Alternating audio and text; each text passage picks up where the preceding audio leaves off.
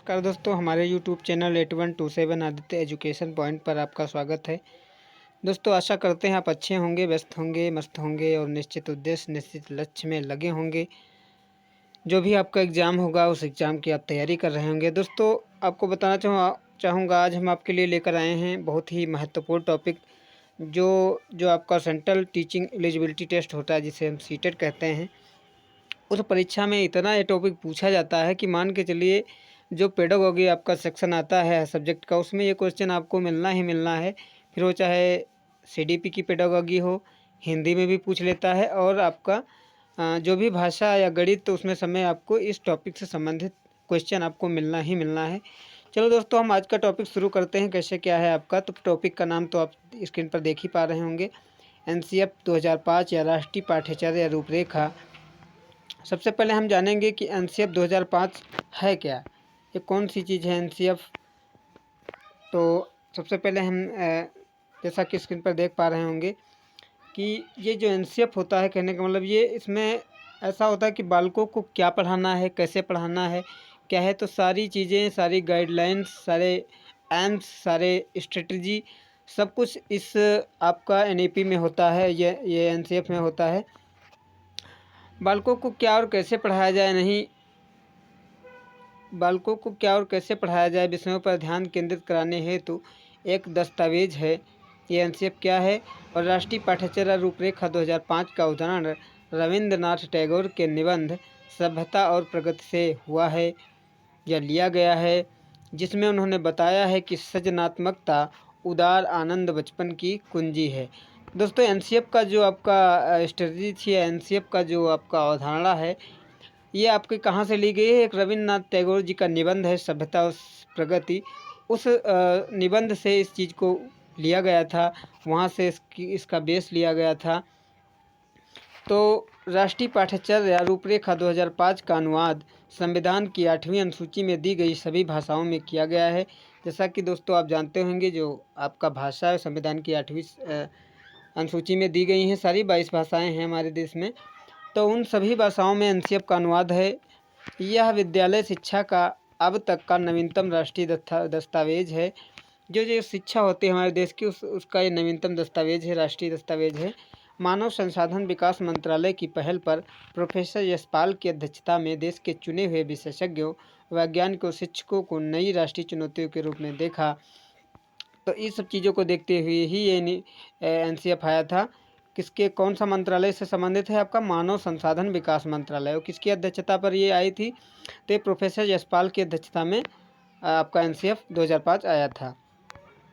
राष्ट्रीय पाठ्यचर्या रूपरेखा 2005 के मार्गदर्शी सिद्धांत क्या क्या हैं। राष्ट्रीय पाठ्यचर्या रूपरेखा 2005 के सिद्धांत कौन कौन से हैं, इसके 5 सिद्धांत हैं। आपका पहला सिद्धांत जो होता है वो है कि जो आपका ज्ञान होता है, जो आपका नॉलेज है, उसे स्कूल तक ही न सीमित रख के स्कूल के बाहरी ज्ञान से भी जोड़ा जाए, बाहरी जीवन से जोड़ा जाए, बाहरी उदाहरण से जोड़ा जाए, ना कि केवल स्कूल के अंदर ही जितना पढ़ाया जाता है उससे संबंधित ही ना जोड़ा जाए। तो ज्ञान को स्कूल के बाहरी जीवन से जोड़ा जाए।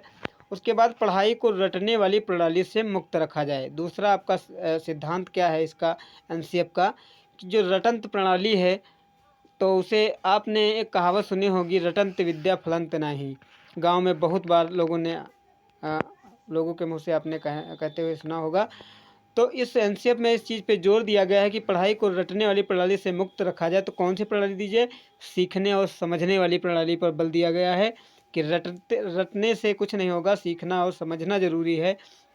उसके बाद अगला सिद्धांत जो आपका तीसरा, वो है पाठ्यचर्या पाठ्य पुस्तक केंद्रित न रह जाए। जो आपकी पाठ्यचर्या है, जो आपका दैनिक पाठ्यचर्या है, पाठ्यक्रम है, उसका कहने का मतलब ये है कि केवल पाठ्य पुस्तक केंद्रित ही न रह जाए। ऐसा नहीं कि जो पाठ्य पुस्तक में लिखा है वही सीखें, वही पढ़ें। केवल पाठ्य पुस्तक से अधर भी, जैसे आपका प्रयोग करके देखें, बाहरी जीवन से सीखें। तो इन सब चीज़ों को उसमें इन्वॉल्व किया गया है पाठ्यचर्या को। तो इसीलिए कहा गया है कि पाठ्यचर्या जो है केवल पाठ्य पुस्तक केंद्रित ही ना हो। तो कक्षा कक्ष को गतिविधियों से जोड़ा जाए एवं इसे आकर्षक बनाया जाए, आपका चौथा सिद्धांत है। अच्छा, गतिविधियों से जोड़ा जाए कि मतलब प्रेक्षण से है, आपका क्रियाकलाप से है, कि कक्षा कक्ष को केवल किताबी ज्ञान, किताबी पढ़ाई, किताबी शीर्षक पर ही केंद्रित न किया जाए, बल्कि इसकी गतिविधियों, जैसे कोई आपका प्रोजेक्ट है तो प्रोजेक्ट के हिसाब से आप सीखें, गतिविधियाँ कर करके आप सीखें। किसी चीज़ को सीखना है तो आप उसका दूसरा किताब की भाषा पर ही निर्भर ना रहें, उसे गतिविधियों के माध्यम से भी सीखें और उसे आकर्षक बनाएं। राष्ट्रीय मूल्यों के प्रति आस्थावान विद्यार्थी तैयार हों एवं राष्ट्रीय महत्व के बिंदुओं को पाठ्यक्रम में शामिल किया जाए। तो राष्ट्रीय मूल्य पर बल दिया गया है इसमें। उस राष्ट्रीय मूल्य को समझने वाले विद्यार्थी तैयार करना है शिक्षा का, ये भी एक उद्देश्य है एनसीएफ के माध्यम से। राष्ट्रीय महत्व के जो भी बिंदु हैं, आपका राष्ट्रीय महत्व के जितने भी पॉइंट्स हैं, आपको उनको पाठ्यक्रम में शामिल किया जाए, जिससे आप जान पाएँ कि हमारा राष्ट्र कैसा है, राष्ट्र के बिंदु क्या क्या, राष्ट्र के मूल्य क्या क्या, राष्ट्र के लिए हमारे कर्तव्य क्या क्या हैं। तो ये सब चीज़ें आप इन सब चीज़ों को एनसीएफ 2005 में ये 5 सिद्धांतों पर बहुत ज़्यादा बल दिया गया है। उसके बाद अगला पॉइंट जो आपका आता है वो है आपका राष्ट्रीय पाठ्यचर्या रूपरेखा 2005 के अंग या भाग। तो इसके एनसीएफ 2005 के अंग या भाग कौन कौन से हैं? तो अंग या भागों को भी 5 भागों में बांटा गया है। ये अंग और या भाग ये जो हैं, आप बिल्कुल बहुत अच्छी तरह से पाँचों ये मान के चलिए समझ लीजिए, बिल्कुल आप इनको याद रखिए, कंठस्थ रखिए हर वक्त, कि ये सीटेट के एग्ज़ाम में बहुत बार पूछे जाते हैं। पहला आपका है आपका परिप्रेक्ष्य, दूसरा है सीखने का ज्ञान, तीसरा है पाठ्यचर्या के क्षेत्र, स्कूल की अवस्थाएं एवं आकलन, उसके बाद है विद्यालय व कक्षा का वातावरण, उसके बाद है व्यवस्थागत सुधार। ये 5 अंग हैं हमारे एनसीएफ के। 5 अंगों के माध्यम से एनसीएफ को बांटा गया है। तो उसके बाद हम देखते हैं विशेषताएं क्या क्या रहेंगी एनसीएफ 2005 की। राष्ट्रीय पाठ्यचर्या रूपरेखा 2005 की विशेषताएं क्या क्या हैं? तो पहली आपकी विशेषता है वो है प्राथमिक स्तर पर भाषा का माध्यम मातृभाषा में होना चाहिए। ये बहुत ही इम्पॉर्टेंट पॉइंट है कि जो प्राथमिक स्तर जो आपका 1 से 5 तक का क्लास का लेवल होता है, उसमें कहा गया कि हमारी जो आपकी मदर लैंग्वेज है उस भाषा में शिक्षा दें। जैसे मान के चलिए, जो बच्चा हिंदी बोलता है, जो उत्तर प्रदेश का निवासी है, वो हिंदी उसके वहाँ की जो मातृभाषा है वो क्या है? आपकी हिंदी है। तो उस हिंदी में ही उस बालक को पढ़ाएं, ना कि उसको इंग्लिश में पढ़ाएं या तमिल समझाएं। ऐसे से प्राथमिक स्तर में ऐसे शिक्षा में सुधार नहीं होता है। इसलिए इस चीज़ पे बल दिया गया है। तमिलनाडु का जो बालक होगा, आप सोचें यदि उसे हिंदी पढ़ाई जाए तो क्या सीख पाएगा? सुगमता से नहीं सीख पाएगा, बहुत जटिलता आएगी। तो इसीलिए इस चीज़ पर बल दिया गया है कि प्राथमिक स्तर पर जो भाषा का माध्यम है वो जो वहाँ की उसकी मातृभाषा हो उस भाषा में सिखाना चाहिए। उसके बाद है दूसरा आपका पॉइंट आता है शिक्षण सूत्र, जैसे ज्ञात से अज्ञात की ओर, मूर्त से अमूर्त की ओर आदि का अधिकतम प्रयोग हो एवं सूचना को ज्ञान से ना जोड़ा जाए। आपने देखा होगा कि शिक्षण सूत्र आपके 11 शिक्षण सूत्र बाल विकास में दिए हैं। तो उन्हीं में जो प्रमुख 2 सूत्र हैं आपसे, जैसे ज्ञात से अज्ञात की ओर। ज्ञात से अज्ञात की ओर का ये सीधा सा मतलब होता है कि जैसे आपके मानिए, जैसे पूर्व ज्ञान से बालक को जोड़ना। जैसे जब बालक जाता है कक्षा में, जब कक्षा 1 में उसका एडमिशन लिया जाता है तो शिक्षक उससे पूछता है कि क्या ये बताइए कि 3 उंगलियां हैं, मतलब ये उंगलियां कितनी हैं? तो देखता है कि इस बच्चे को पूर्व ज्ञान क्या है। तो उसके बाद जितना उसको ज्ञात होता है उसी को तैयार करके फिर उसके जो उसको नहीं होता है ज्ञात, मतलब उस लेवल को सिखाया जाता है। मतलब पूर्व ज्ञान से बच्चे को जोड़कर आगे जो सिखाने का तरीका है वो डेवलप किया जाता है, उसको सिखाया जाता है। और क्या मूर्त से अमूर्त की ओर का मतलब है कि पहले क्या होता है, बच्चा आप देखते होंगे कि आप जब क्लास 1 में पढ़ाते होंगे तो आप जैसे बोलते हैं कि ऐसे एप्पल, तो कहीं कहीं आपने देखा होगा कि एप्पल का फोटो या एप्पल का मान के चलिए उस प्लास्टिक का एप्पल भी उसको दिखाते हैं कि ये है ऐसे एप्पल, या बहुत चीज़ें, मतलब इन चीज़ों को मूर्त रूप में दिखाना बच्चों को। मूर्त का मतलब है सामने देख करके पढ़ सीखना, और अमूर्त का मतलब होता है कि मतलब चीज़ें ना हों फिर भी हम उनकी कल्पना करके सीखें।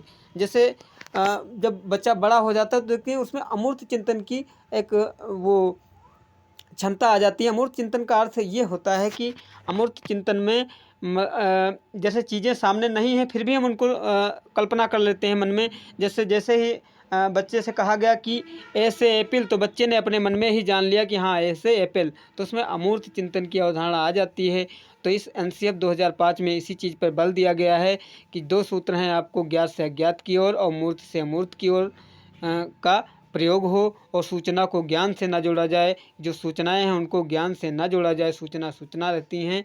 उसके बाद विशाल पाठ्यक्रम व मोटी किताबें शिक्षा प्रणाली की असफलता का सूचक हैं। तो इस एनसीएफ 2005 में क्या बल दिया गया है किस चीज़ पे, कि विशाल पाठ्यक्रम भी और जो मोटी किताबें हैं, पता लगा कि कक्षा 1 का विद्यार्थी, आपने उसको बहुत मोटी किताब थमा दी तो क्या बच्चा सीख पाएगा। तो इन्हीं चीज़ों पर फोकस किया गया है इसमें कि विशाल पाठ्यक्रम, बहुत ज़्यादा पाठ्यक्रम और बहुत मोटी किताबें जो शिक्षा प्रणाली, जो हमारा एजुकेशन सिस्टम है, उसकी असफलता का सूचक हैं। इसीलिए उसमें बिना बोझ के शिक्षा, ये सीटेट के एग्ज़ाम में सिर्फ इतना ही पूछा जाता है कि इसका सूत्र क्या है, तो ये है आपका बिना बोझ के शिक्षा, बिना भार के शिक्षा को अधिक महत्व दिया गया। आपने जब अभी राष्ट्रीय शिक्षा नीति आप पढ़ रहे थे 2020, और उसमें आपने देखा होगा कि बच्चों को किसी बैगलेस भी आना है सप्ताह में, हमने जो राष्ट्रीय शिक्षा नीति का वीडियो बनाया उसमें बहुत अच्छे से डिस्क्राइब है। तो उसी चीज़ को यहाँ पे भी दिया गया है कि बिना बोझ के शिक्षा, बिना भार के शिक्षा पर महत्व दिया गया। मूल्यों को उपदेश देकर नहीं अपितु वातावरण देकर स्थापित किया जाए।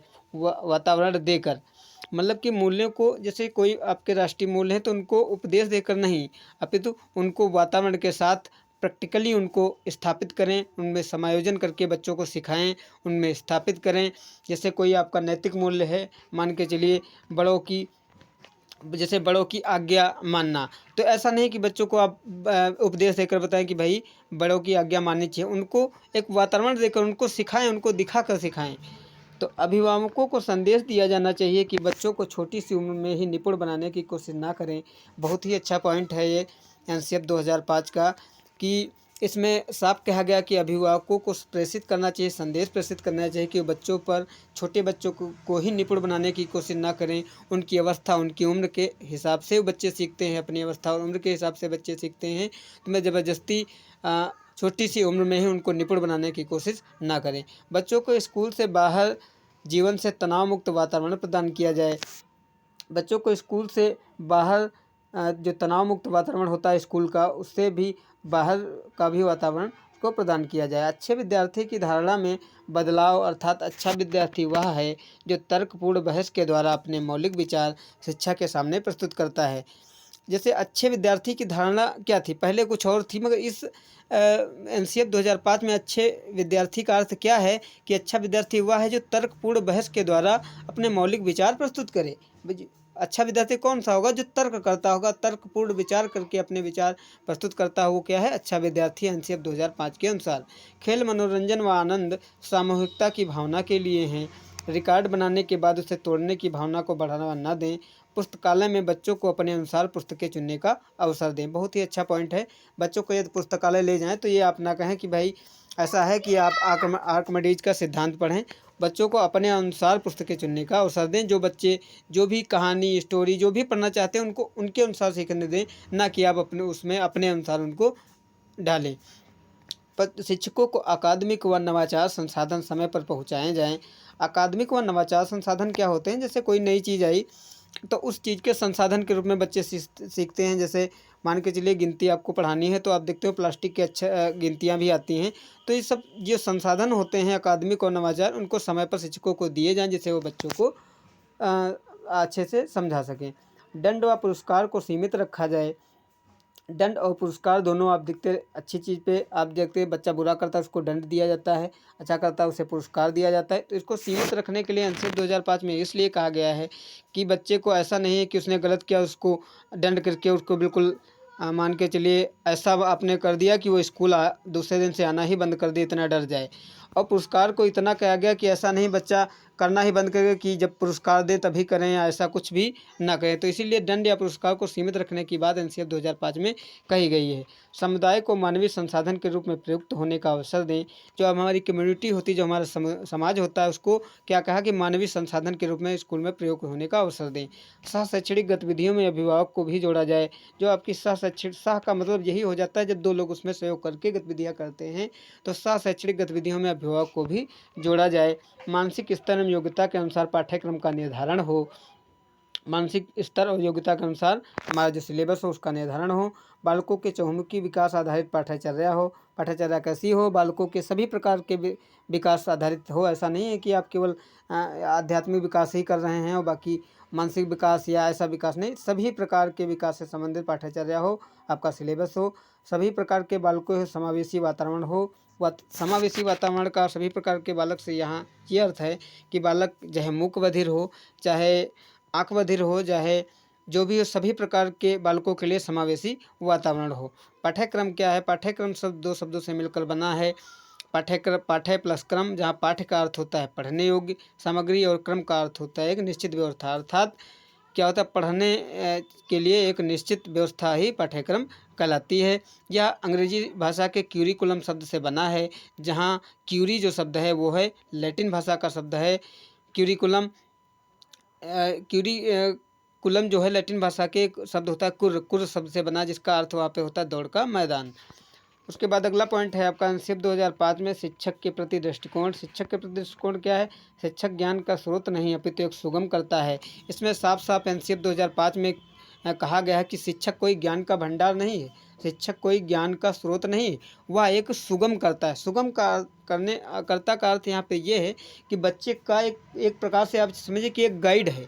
चीज़ों को यदि बच्चा नहीं समझ पा रहा है, उनको समझाने का एक माध्यम है, जो सूचना को अर्थबोध में बदलने की प्रक्रिया में विविध उपायों द्वारा बच्चों हेतु सहायक हो। जो यहाँ पे सूचना होगा, सूचना को अर्थबोध में बदलने की प्रक्रिया में सहायक होते हैं, उनको अर्थबोध में बदलें।